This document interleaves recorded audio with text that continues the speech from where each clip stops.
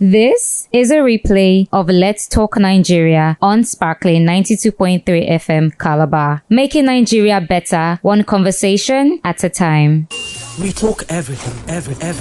Health, education, finance, sports, transportation, agriculture, politics, entertainment, people and power. On Let's Talk Nigeria. Let's Talk Nigeria. Every day of the week from 9 a.m. to 10 a.m. Only on Sparkling 92.3 FM Calabar. Your radio, your shine.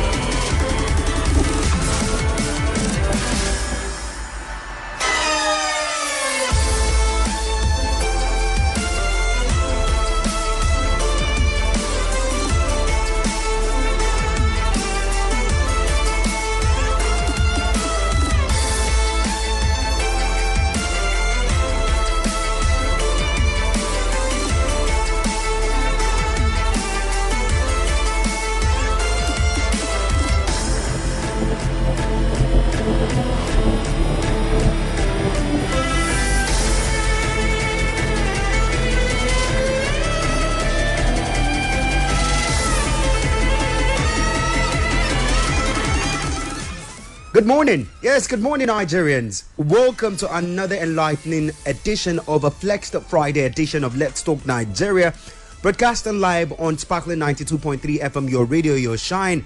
Remember, like we usually say, we are all concerned about your shine, yeah? I am Senator Williams Ojeka, and this morning, we shine a spotlight on the exceptional, monumental impact Nigeria and Nigerians are having on the global stage. From the bustling streets of Calabar to Lagos to Abuja and then eventually to the corridors of the international power, Nigerians are leading, innovating and inspiring moves. Now let us dive into the stories of these trailblazers, yeah? First, Dr. Ngozi Okonjo-Iweala, a distinguished economist and former finance minister, made history as the first woman and first African to lead the World Trade Center Organization, or the World Trade Organization, pardon the center that I added to it. Her leadership is steering global trade policies towards inclusivity and fairness. She's a Nigerian. Kemi Badenoch, a dynamic British-Nigerian politician, recently became the first black woman to lead the UK's Conservative Party. Her accent reflects the growing influence of Nigerians in international politics. Remember, she's Nigerian. Amina J. Mohammed served as the Deputy Secretary General of the United Nations. Matter of fact, she's still serving, championing sustainable development and gender equality on the global stage. She's Nigerian. Dr. Akinwumi Adesina, as president of the African Development Bank, is driving economic growth and development across the African continent. Also, renowned Nigerian gospel artist and pastor Nathaniel Bassey just recently got invited to minister at the U.S. presidential inaugural prayer breakfast on January the 20th, 2025 in Washington, D.C. He's a Nigerian. Looking through some other ones, Dr. Chikwe Ihekweazu, formerly the Director General of the Nigerian Center for Disease Control, now serves as the Assistant General at the World Health Organization. Pardon me, he's, matter of fact, the Assistant Director General at the World Health Organization, leading global efforts in health emergency intelligence and surveillance. These individuals represent just a fraction. We have with us in the studio Dr. Mcfarlane Ejah. These fractions, I'm telling you, yeah, of Nigerian talent influencing global policies, economies, and culture. Their achievement inspires us to all strive for excellence and make our mark on the world and the global stage. Remember that Dr. Mcfarlane Ejah, matter of fact, is a member of the Chatham House, London. He's recognized there in the United Kingdom by the Queen and also the whole United Kingdom people. With us this morning is Dr. Mcfarlane Ejah, joining us to make sense of all of this. And the big question this morning that we would want to ask is, Nigeria and Nigerians, are we really building on the recognition and acceptance that we have seen over the years by the global face or the global world in how they're perceiving Nigerians and Nigeria? How positioned are we to even taken advantage and build on that feat that we have been able to achieve. Good morning to you, Dr. Mcfarlane Ejah. Thank you very much for joining us on a very short notice, sir. Good morning, Senator Williams. Good morning, Crossivarians. Good morning, Nigerians. All right. And I'm proud to be a Nigerian. Most definitely. Most definitely. Your name is Ejah. Thank you very much. Welcome, Doctor. Yeah. Doctor, before we delve into the whole discuss for the morning, let us just do a little bit of a recap of what we had from the top 5 newspapers that we flipped through this morning. But major discussion is this particular one that caught my fancy. Yes, and it has to do with full subsidy proceed. Finance minister demands closed door meeting with lawmakers. My big question is why? This has to do with Nigerians. It concerns Nigerians. Why are you asking for a closed door executive meeting with lawmakers? Why should he be asking for such?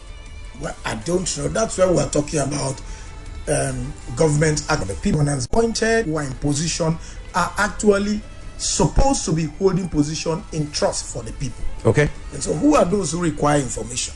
Accountability is to the people. And so when we are talking about proceeds from fuel subsidy, you didn't take fuel subsidy without consulting Nigerians. Yes, boss. You took it and it came up. The president came, as a matter of fact, on the 9th of May. If Nigerians don't remember anything, that's the only thing they remember in his statement. Fuel subsidy gone. And so we didn't have any closed-door meeting anywhere with Nigerians to come and announce it. And it beats my imagination.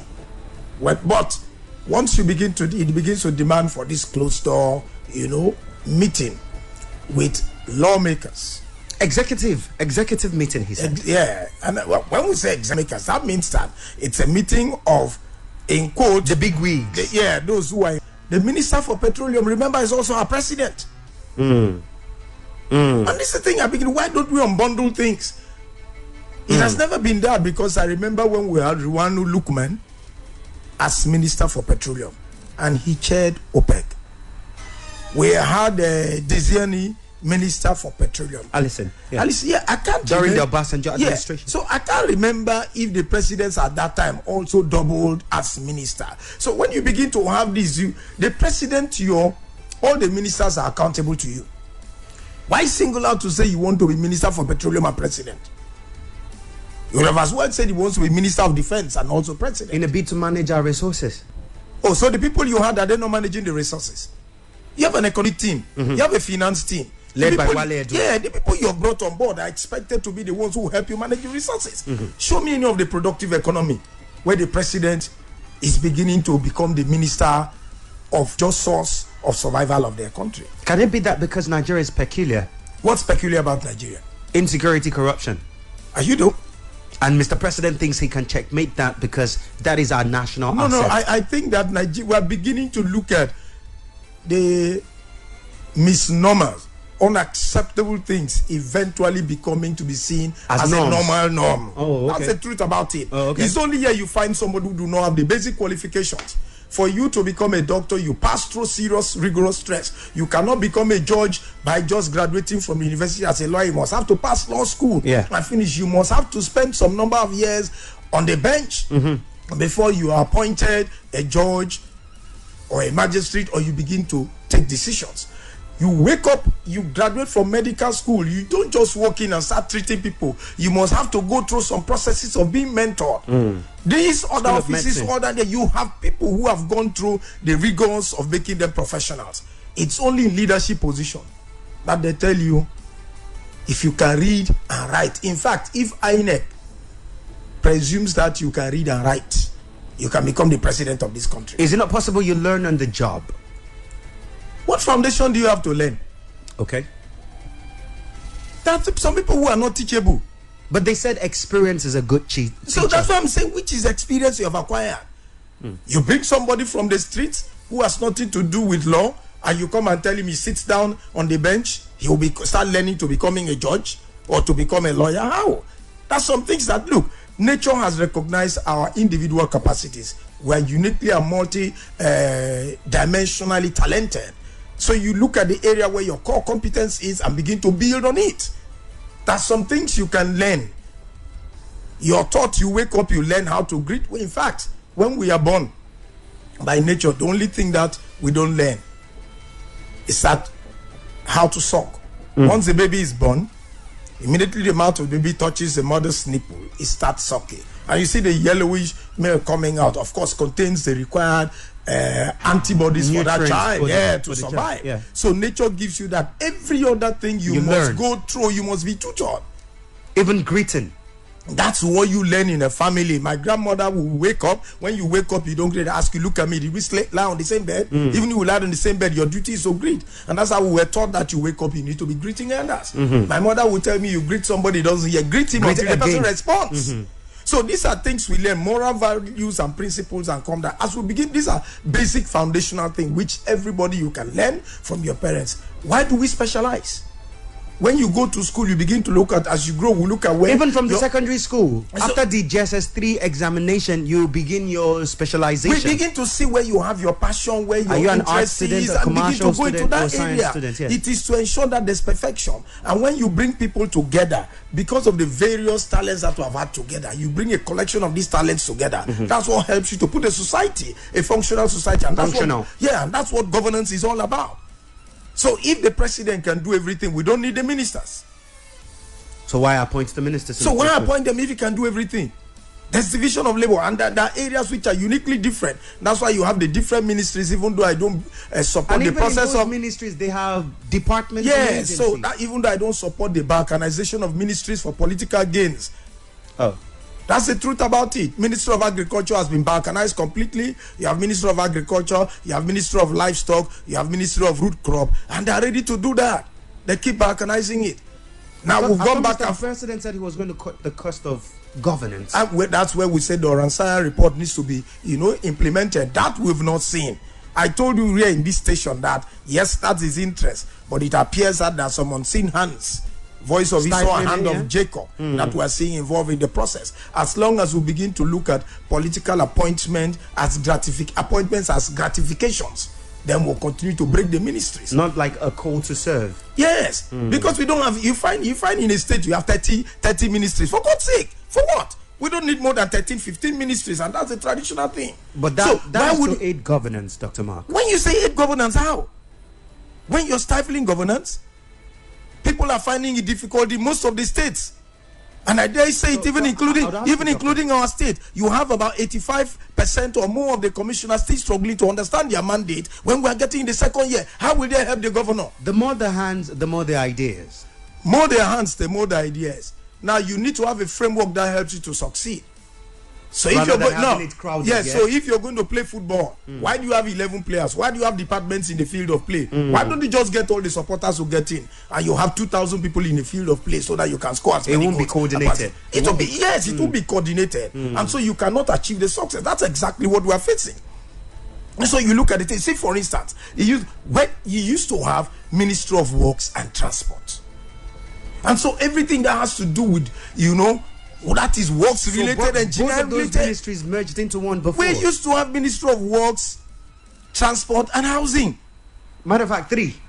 That's what we used to have. So under there you have the electrical department, you have the roads maintenance department, you have the electrical, mechanical, and then you have the civil, works department. Now all of them function fantastically well. Check all the structures today that we're using. It was still under that kind of arrangement. So we look at, why don't you reinvent the wheel that has succeeded? Now in agric, you're having agriculture, livestock, root crop. And so when you finish, one day you start creating Ministry of Cocoa. You start creating Ministry of Cashew. So these are all the things that we're looking at. And when you begin to do this, you find that most of them begin to, rather than complement and collaborate with each other, there is territorial protection.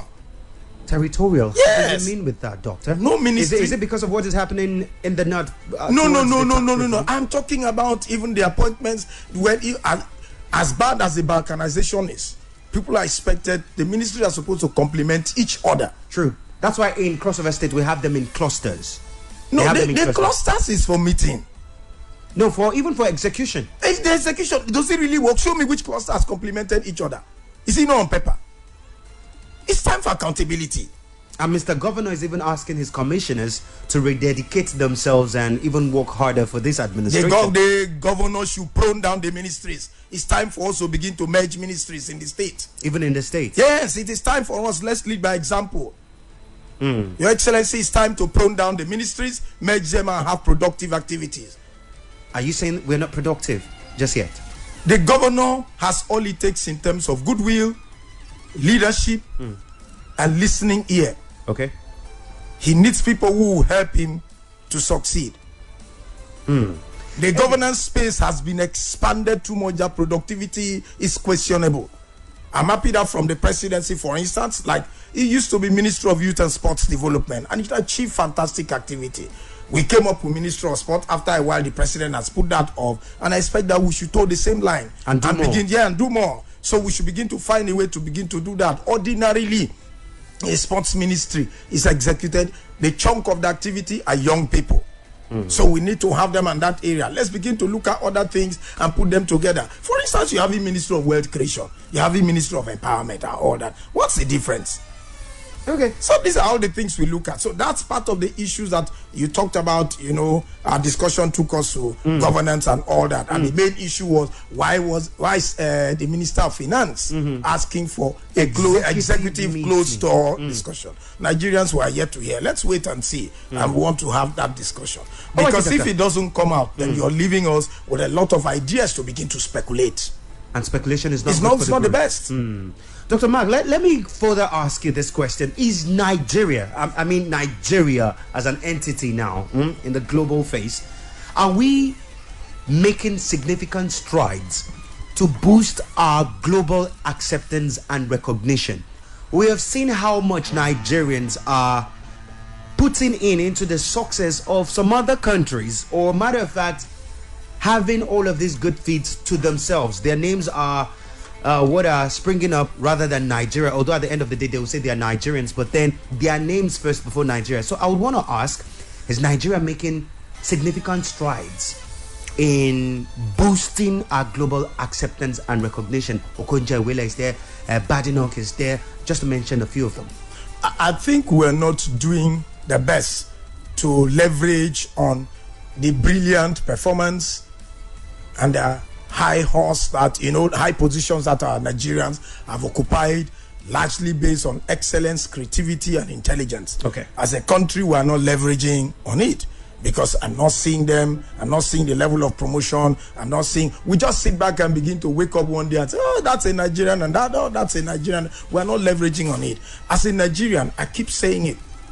I think that God has blessed us uniquely in terms of human resources, in terms of natural resources. I say it without fear of contradiction. In the world, an average Nigerian is amongst the most 3 intelligent people anywhere. Put Nigerians in any kind of competition, let the environment be enabling, and criteria for assessing be level. I can go to sleep because that Nigerian will excel in that area.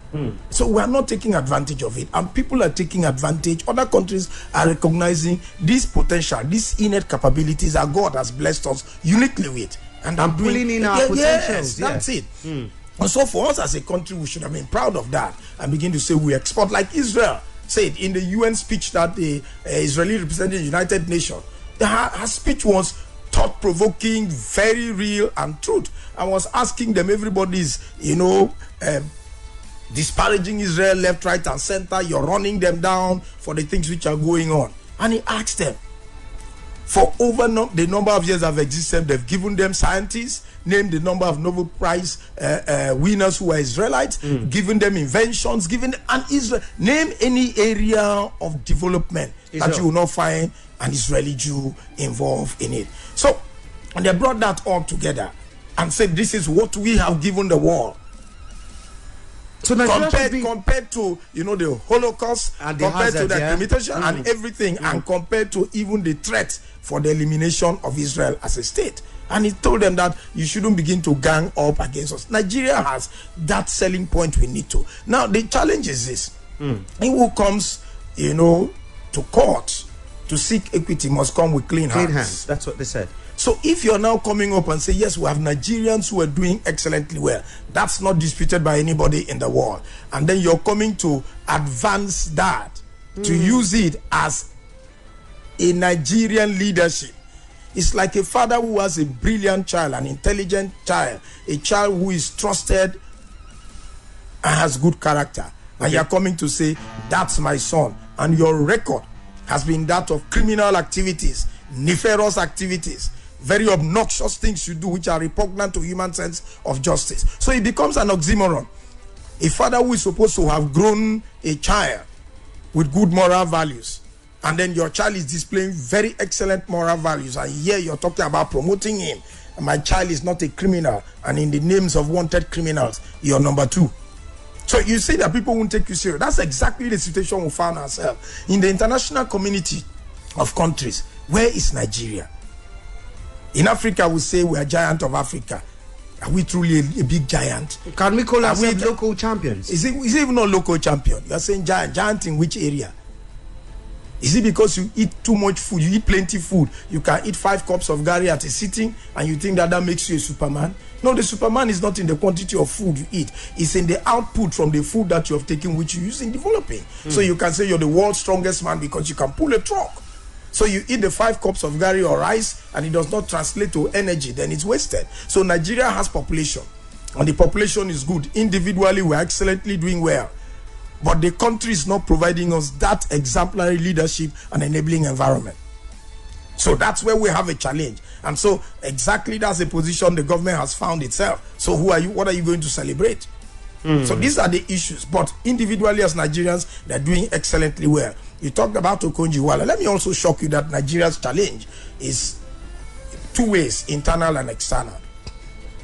The Jonathan administration, where Okonjo-Iweala, the name has skipped me, the young person in the African Development Bank, and all of them. Additional. Yeah, they all served in that administration. That's administration that some of these so-called developed clients, disparaged, ran the administration down, gave it a lot of discredit because Jonathan had a focus that was going to break us from the economic slavery of these international bodies and some of these communities that are offering us Greek gifts. And we think that Greek gifts, there are daggers inside. So after disparaging the administration, they still went on and appointed Okonjo-Iweala. I appointed a few of them. So you are saying that the administration is bad, and you're taking people who excelled in the administration. Alrighty, Doctor. Let us listen to one of ours, a representative at one point, Oko Foboche. He was in a conference long time ago, and he had this to say. Let us take a listen. I wish to thank the President for this opportunity for re-engineering the country.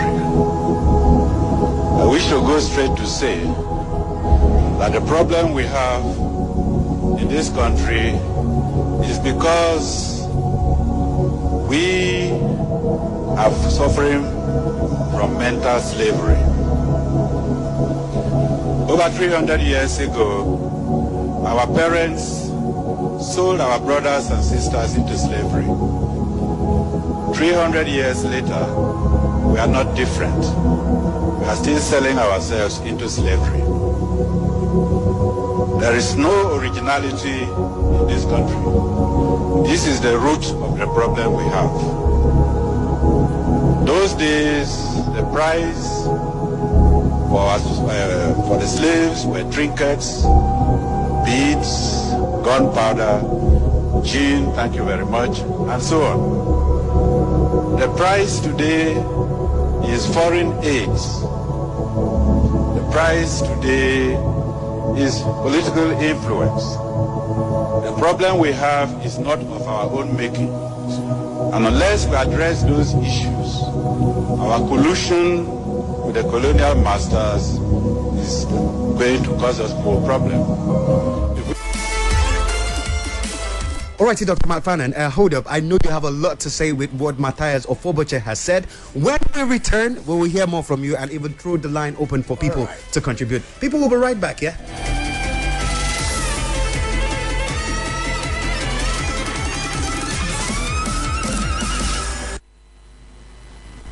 We talk everything.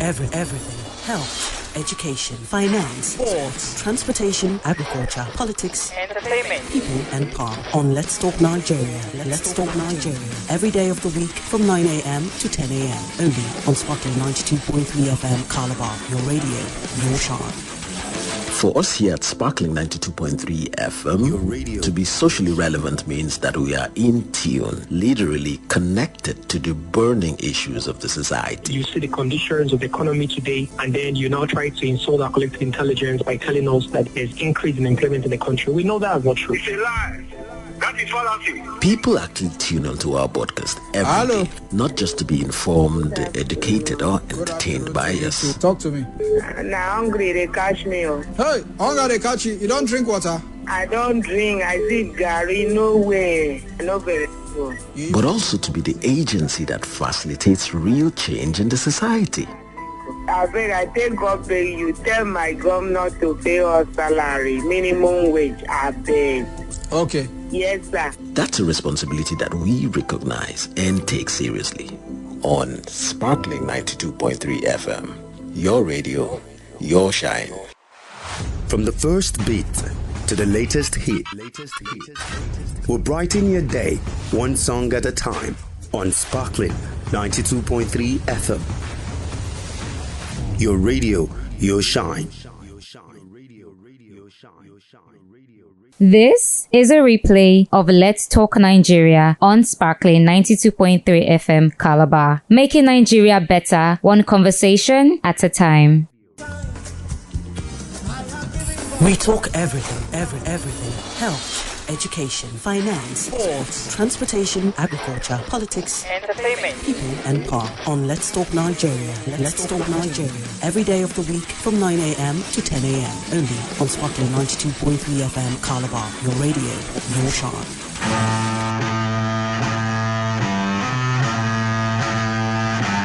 Alrighty, welcome back, cross variants, to Let's Talk Nigeria. And before I even said it, our lines are beginning to burst just already, and we're having calls coming in. Well, let us just squeeze in this first caller, then we'll go back to Dr. Mark. Hello, good morning, Mr. Bassi. Good morning, His Excellency Dr. Ejah. Good morning to you. He can hear you, Mr. Bassi. Happy New Year. Good morning to Sir William. Good morning, sir. Once I thought His Excellency had defected from Sparkling FM. Yeah, so he did once, but we pulled him back. He went to London. Yeah, welcome, sir. Thank you, Mr. Bassi. I think everybody has the right to jackpot. It has entered into the Oxford Dictionary. So what else? We will still repair Nigeria. Okay. Yes. They say the beautiful ones are not yet born. Yeah. But the old people that have been frustrating us all this while, they refuse to die. There is nothing we can do. But if we will continue to strive, when good men like Dr. Ejah keep quiet and walk away. Doctor, please, may you not keep quiet. You are helping us. Amen. Thank you very much. Thank you. Thank you very much, Mr. Bassi. Good morning to you, Mr. Bassi. Alrighty, doctor, let us return to the conversation, yeah? Yes. And part of what I would want to ask is, while we were off air, we're talking treaty, we're talking amalgamation, yes? And can we categorically say part of Nigerians' issue is the fact that we hear English and we do not properly find the meaning to some of those English, or how it interprets contextually on whatever agreement we're having? No. I think that we have a system of leadership that is defrauding the people, pretending not to feel what the people are feeling. Pretending? Yes. Okay, let me hear your pretense here. Was there a time Nigeria worked well? Yes. Absolutely well. Mm-hmm. Was it Shehu Shagari that said it wasn't that Nigeria was broke? So you see that you find that, it was go on. Go on. The problem of Nigeria wasn't money, it was how to spend the money. And what to spend it on. Yes. Mm-hmm. Like, for instance, we hosted Festac 77. Beautiful. No third world country can host a kind of Festac 77 we hosted. Mm-hmm. And of course, you hear Festac Village till tomorrow. Festac Town. It's a proceed of that. Well, we paid money for South, we paid salaries for West Indies. As a country, yes. As a country. Why haven't Nigeria's international policy was Africa as its cornerstone. We supported liberation of South Africa, breaking down of apartheid. We support liberation of Angola. Liberia, we went there to fight. Liberia is recent. You have Angola, you have Rwanda, which is Zimbabwe today. So you look at that, you have the Kenneth Kaunda. All Nigeria played a strong role. And then in recent time, when Liberia was burning, Liberia is the only American colony in Africa. As at that time, you had the Kuwait and Iraqi war.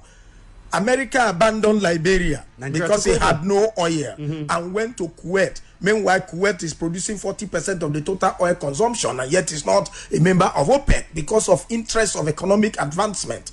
America abandoned Liberia and went in to protect Kuwait, which historically Kuwait was already the 19th province of Iraq.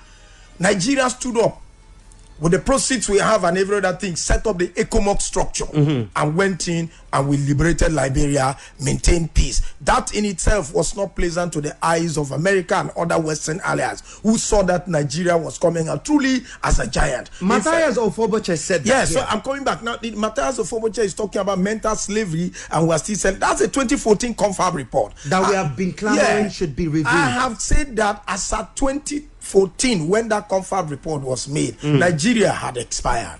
What do you mean with that? Look at contentious, though. Yes, the Amalgamation Treaty brought the Northern and Southern Protectorate together to give us Nigeria. It was signed in 1914. And the treaty clearly said that after 100 years, we'll come together, sit back, and review it. And if you review it, 3 things are supposed to come out of it. Yes, we are comfortable with this union. Let's continue the way it is. That's one option. 2, we are comfortable with this union in terms of geographical expanse and cultural heritage that have brought us in diversity. But there are a few things we need to, retweak, adjust, and do that. And the third option is no, we are not comfortable with this union and everything. Let everybody go their own way. And that's it. Do you know, let me tell you something. Do you know the Russian constitution is one of the constitutions I recognize, the Soviet Union constitution there. I respect it so much because it gives right to secession. That's why when the Soviet Union broke away, yes, nobody fought anywhere because you have a right to begin to move out quietly. It's one of the most intelligent and educated, people-centric constitution. So now we are bringing back together. How did Nigeria come into existence? It was a trading post for the international community. In fact, for the British interest. And so they brought it together. And it wasn't as if it was a country because you're balkanizing the same Yorubas you find in Nigeria. Part of it you find in Benin Republic. So it was part of the splitting of Africa for their own economic gains. However it is, people came together and eventually the trading post was amalgamated to the Nigeria, which is coming out colloquially from the Niger area. Now, the different people who signed it, we have now said that at this end, if we are not comfortable with it, or we are not comfortable with certain operations, let's do it. And that's what Matthias Ofoboche was talking about, mental slavery.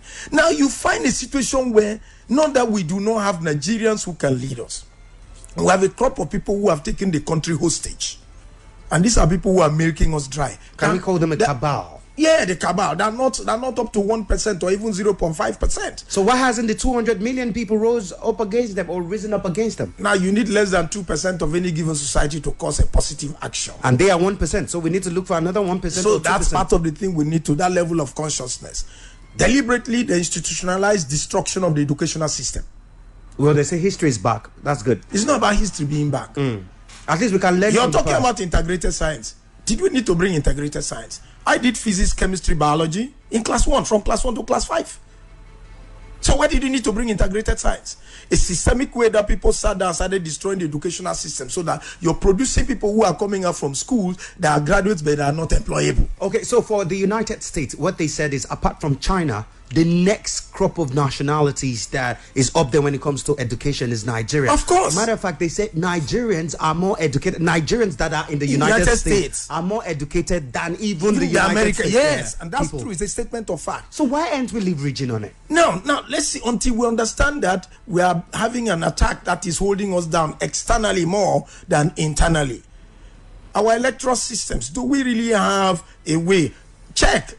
every leader who comes, most of our leaders must travel abroad before elections are ordered. So it appears that there's a system outside that is beginning to control what we have. When they see you as somebody who is people-centric and has an idea to lead the people out of liberation, you're marked out. How did Thomas Sankara was the president of Burkina Faso? He attended the OAU meeting as at the time he was in there and refused to sit during the meeting that Africa was not liberated. His official car was a Beetle. He had no driver. That was the head of state. He came down to earth. Did it last long? His friend, Blaise Compaoré, was supported externally and he was eliminated. Look at the number of coups we had in Africa. A lot of these coups had external hands and influence. Gaddafi. Do you understand? Yeah, just to mention. But now you're saying Gaddafi, we've bastardized Libya, and it is. As at the time Gaddafi was president of Libya, Libya was the 79th most literate country in the world. As at the time he was there, you graduate from school, you don't have a job, you're paid half of the amount of money you're supposed to be paid in anticipation of salaries. As at the time Gaddafi was the president of Libya, if you're treated and you need to be flown outside for external treatment, the country takes, bears the cost of it. So what do you expect? His problem was, let's not begin to trade with US dollar as a standard of trade, but we need to trade with gold bars. Libya, as a matter of fact, is not poor. Their foreign reserve is held in gold bars outside. So you see, after this now, you've seen how Libya now you have groups, different groups, back the Tripoli and the Benghazi government and all that. That's the proceed where you find people who are coming to destabilize Africa completely. And this was one man who was interested in fighting for Africa as a strong. Did we see such in Nigeria? Are we seeing such in Nigeria with the division of ethnic groups? Now, there is something about our ethnic nationalities and diversity. There's blessing in diversity if we try to harmonize it. America doesn't. But it looks like the curse is prevailing. No, America doesn't have one dominant ethnic group. They don't. So, is there a blessing in that? Are they managing it? They are. The UK, you talked about Kemi. Who is there? You have different, yes, you have different. She's Nigerian, and so she's they recognize potential, regardless of where you're coming from. There was Rishi. Rishi's Indian. They're Indian. Do you understand? So they recognize potential. It's not about where you come from, because whether you're blue, black, or white, we are all human beings and we're equal in the sight of God. The question is, in this mother earth that God has placed you, what is that innate talent that God has given you that you're bringing out to contribute, regardless of where you're coming from? You go to the hospital and you're sick, and the doctor who is going to treat you is from Pakistan. Do you question his origin? You sit back and you want to be treated. That's the truth about it. It's only here when we sit back. When it comes to issues, we ask for accountability. There's no party A, there's no party B, there's no party C in the National Assembly. There is no Christian, there's no Muslim, there's no Hausa, there's no Igbo, there's no minority. Let's sit back when it comes to sharing to our own disadvantage, our collective national paternity. And then when people rise up to begin to complain about it, they begin to bring some small pockets of money and hot drinks to begin to give the miscreants and urchins on the street to begin to fight against the voices that are coming up. Now, remember I told you that the educational system was deliberately bastardized more than 30 years ago. And it was clearly to produce a subset of critical successor generation that are poorly educated and not intelligent. Not because they cannot, because these same Nigerians, when they find their ways outside, they excel. I want to leave you with this, a young Nigerian doctor in Russia who has just broken a feat, Dr. Samuel Olalekan. Okay, Samuel Olalekan. Yeah, Olalekan. Among the three doctors who discovered the cure for cancer. Cancer, yes. That Russia said they'll be bringing a vaccine for. Yeah, yes. do you understand? He was here. He's just 30 years old. Sat back here. He was in the civil construction industry as a laborer and came back and moved on. After his NYSC, he had to move in. Passion for medicine drove him, after he finished from the civil engineering, going there to study medicine. And all he had was parental support. Today we are celebrating him because he's a Nigerian. How much of it are we providing? We have several of those doctors down here. We have several of those engineers down here. Damian Anyanwu from Mbise is in Imo State, I guess. Created what we call Radio Mbise from herbs. We don't support research. Where is it? He's taken out of this country. Professor Ndelim of University of Nigeria, Nsukka, is a nuclear physicist. His entire house was being run by nuclear facilities. Where is he? He's out of this country. When I was in secondary school, there was one Dr. Essien who discovered something sweeter than sugar he called it afrinin, from a fruit called mpantu. He came down here to come and do the study and research. We don't support them. Where's Proda? In Enugu, the body of Proda, the Mercedes 500 that all are National Assembly members and bourgeois who have money were running after. The body of that Mercedes 500 was designed by students from Institute of Management Technology in Enugu, because we don't support research. They had to take it down there and they put it out. So what are we doing? Yam pounding machine. Go to a supermarket, turn the back of the yam pounding machine. You see made in Japan. Does Japan have yam? No. So they are all designed here. We have the intellectual capabilities, but we have a system of leadership that is, that has phobia for intellectual capacity. And you fail to understand that if a critical successor generation that is young, you don't empower them, then your old age is going to be suffering. So we need to allow these people who are the young minds. I believe in the younger Nigerian generation. Look at the ICT environment. A lot of them are, blowing open and doing things, and we're not supporting them. So why are we complaining of being poor when we have natural resources, intellectual resources, and we're not supporting them? So it's a system. Conclusively, Doctor, in one word, Nigeria of now, Nigeria of the future. What should we do to push this our Nigeria from where it is, no matter how slow the pace is, to where we should be? We must first look for a people-centric leadership. 1, leadership. 2, the people must wake up and understand that the future is in their hands. People's commitment. 3, forget this thing. Look at, the system has weaponized hunger. If you don't want to fight to correct the issues now because you are afraid of, sweating, then it's obvious that you're delaying the evil day longer. And if you don't sweat to fight for a change, then blood is going to come out for a change. I prefer that we all come out and demand accountability, sweat, and get a positive change that will enjoy Nigeria, because there's no other country globally that's as great as Nigeria. I like that one, the way you concluded it, Dr. Mcfarlane Ejah. And this is where we call it a wrap. That's because it is a Friday. Yes, Mr. Orwell Ikpe is waiting for us on the other side for Africa Check. Dr. Mark, thank you very much. It's always resourceful speaking with you. Thank you. And I like the vigor you spoke with. Thank you very much. Well, Crossoverians, this is where we call it a wrap on Let's Talk Nigeria. That's because Mr. Orwell is on the other side. Let us quickly go to him before we wrap up the show, yeah? God bless you all.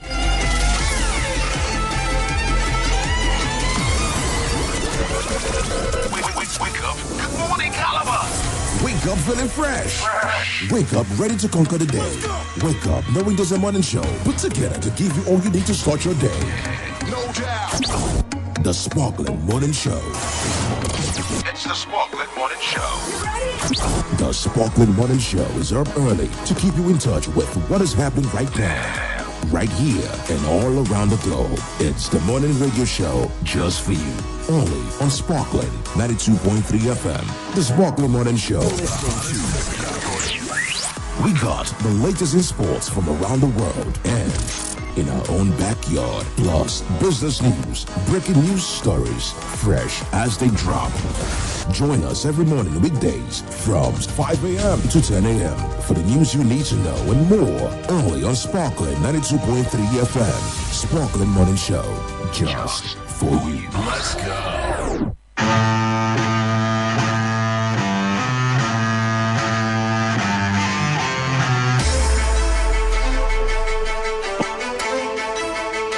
Alrighty, thank you very much, Nigerians. Thank you very much, Crossoverians. Well, we are back, and before we went on the break, we told you that we will return with fact check. Yeah, there's a lot that needs to be fact checked. It's part of repositioning Nigeria for the better. And we have with us here Mr. Orwell Ikpe from Africa Check. Good morning, Mr. Orwell. Good morning to you. Happy New Year. We've not spoken this New Year. Yeah, Happy New Year to you. Okay. Mr. Orwell, let us go straight off to the chase, yes? So we have this report here that says Meta program fact checks, beware herbal mixture can't heal all women's health challenges. Mr. Orwell, I would like to ask, what is this all about, sir? Mr. Orwell, can you hear us? Yes. Okay, can go you ahead. Hear me? Yes, I can now. Go ahead. Yeah. Okay. I think it's one of those, kind of medication or herbal concoction that advertise, sort of claiming that they can cure a whole lot of diseases. I mean, this particular one essentially just outline a number of women's fertility problems, ranging from recurring infection, fibroid, hormonal imbalances, ovulation issues, and even painful or irregular periods. And all of that, it says that, this particular herbal medicine was going to resolve all of that. And it's essentially, this aligns with the kind of this kind of herbal patients that we have checked quite a lot of them in the past, the things that they claim that they can cure, which obviously in many cases there have been no sufficient evidence to prove that.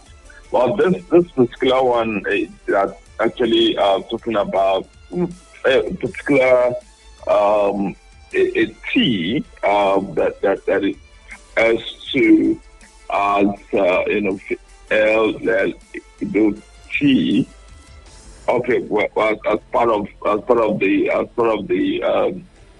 the bonuses that I'm going to give if you bought the men product and everything followed the typical way that these things are advertised in such a way that people are sort of compelled to part with their money to up this thing. This particular one, obviously, apart from the text, listing, quite a number of things that it's supposed to do. Where quoting a part of it, it says that this so-called immune booster tea helps to melt early stages of fibroid, breast lumps, and also heal chronic infections and breast cancer. Right. So essentially, that if people who have this condition, if they took this immune booster tea, that it will help resolve all of these issues, and then of course, interested users are directed to click on a particular link to go on to purchase. Right. And then you see that the video that accompanied was I've been watched several times, like 58,000 times as of the time that we did this. So many likes and a lot of comments. And the woman in there, sorry, Mr. Orwell, the woman in there in this particular post was speaking pidgin. Yeah, of course. I mean, they will usually use a language that is quite relatable. I mean, you will agree with me that pidgin is about the most relatable language that is spoken in the country. That sort of cuts across different divides across the country. So that language worked quite well in pushing the message across and getting a lot of people to be interested. So I mean the whole list of condition, from fibroid to hormonal imbalance to breast lump. I mean there are different issues having different causes or linked to different in the body, and so that even begins to give you an idea that how possible is it for one medication, if I may call it that, to resolve such a diverse range of medical conditions, right? I mean, fibroid, of on growth in the uterus, about hormonal imbalance, this having to do with, imbalance of certain kind of, hormones, like chemical messengers in the body, some being either too high or too low. And then if we talk about breast lump, I mean, on that develop in the breast, which in many cases are not, are not necessarily cancerous. But then he also mentioned breast cancer, right? Which is, a real big issue, which obviously in many cases are not just the treatment goes way beyond somebody taking anything. I mean, there's you have to go through surgery or chemotherapy and so on. So these are some of the things mentioned here are quite some serious medical conditions that it looks quite strange for anybody to say that if you just take a tea, all of that will be resolved all at once. But another thing is even how the whole thing is arranged, the way they posted on Facebook, and then the links where it takes you to, and all that is required. I mean, it goes beyond whether the claim they're making is correct or not, but also the danger involved in even getting trying to purchase this, because the links that they have on the post, it takes you to a website where first of all you're asked your age range, and then you went on to a place where you are required to put in your information, right? It will fill a form. It'll provide your information, personal information, including name, phone number, and so on. And obviously, doing that, it exposes you to potential cyber attack. Very true. It could be a phishing act to just get your identity, and that can be used for anything, right? So it's even dangerous. Sorry, your account is too low for the destination you are trying to call.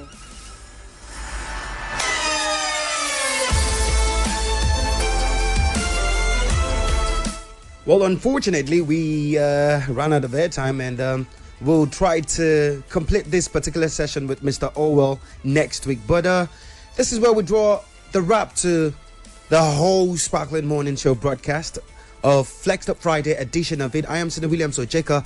Earlier on Area Talk, we had the DG Primary Healthcare Agency in Crossover State, Dr. Mrs.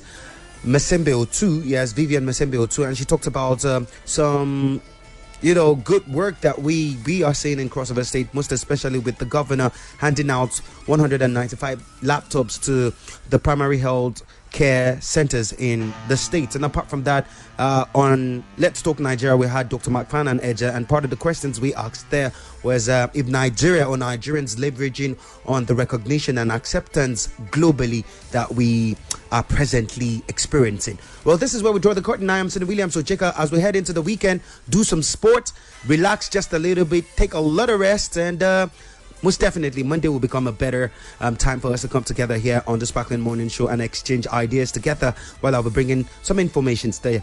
I am Senator Williams Ojeka, and I'm saying thank you, people. Thank you. God bless you all.